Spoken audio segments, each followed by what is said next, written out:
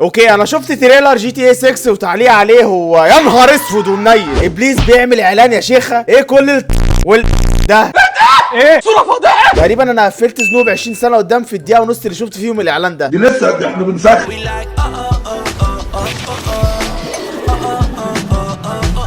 تمام. الواحد كان حلمه في الطفوله انه يلعب جي تي اي 5، ولما اخيرا ربنا كرمني بالجهاز اللي بيشغلها لعبتها، ويعني ختمتها مش كتير، حوالي 81 مره حرفيا. يعني كل ما اخلصها اعيدها، كل ما اخلصها اعيدها، كل ما اخلصها اعيدها.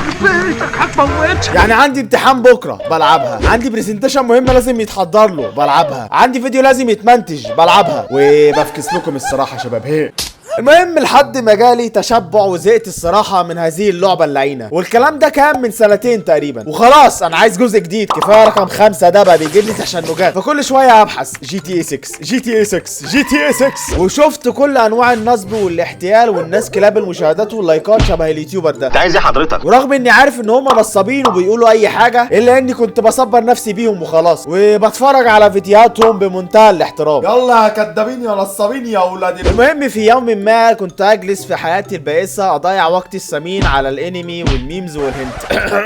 فجاه بيظهر قدامي مليون بوست في تويتر على تسريب لجي تي اي 6، وكانت ردة فعلي على الكلام ده هو مين متخلف ممكن يصدق حاجه زي دي عامه. المهم جاي افتح تويتر، قال يعني هلاقي اي حاجه،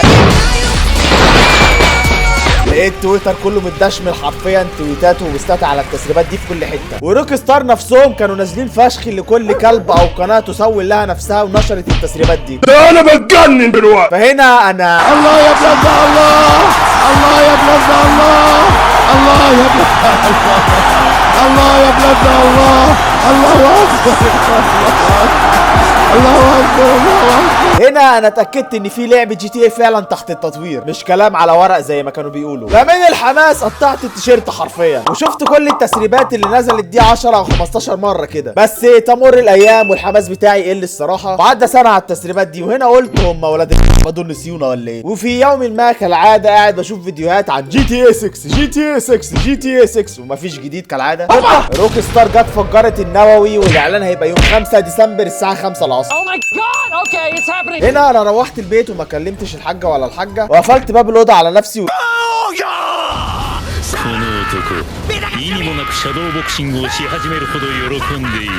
وفضلت قاعد قدام شاشه الكمبيوتر اسبوع بحاله متنح في الشاشه، وقاعد مستني يوم 5 يجي ده بفارغ الصبر. واول ما جه اليوم الموعود وكنت نايم وظابط 15 منبه تقريبا عشان اصحى قبل الميعاد بساعه، قام الاعلان متسرب من واحد بالليل، قامت الشركه منزلاه بدري عن ميعاده ب 15 ساعه، والناس كلها شافته حرفيا وعملت عليه ميمز، وانا قاعد باكل رز بلبن مع الملائكه في الحلم. فاول ما صحيت عشان اشوف التريلر، لقيت الكمبيوتر بتاعي مطلع نار من كتر البوستات والتطبيل واللي استغفر الله العظيم المليان في التريلر. انا هنا قلت بس تملكت اعصابي وما اتعصبتش. المهم فتحت التريلر، واول ثانيه تاني ثانيه تالت ثانيه رابع خامس. المهم تيجي اللحظه بنت دي، وهنا انا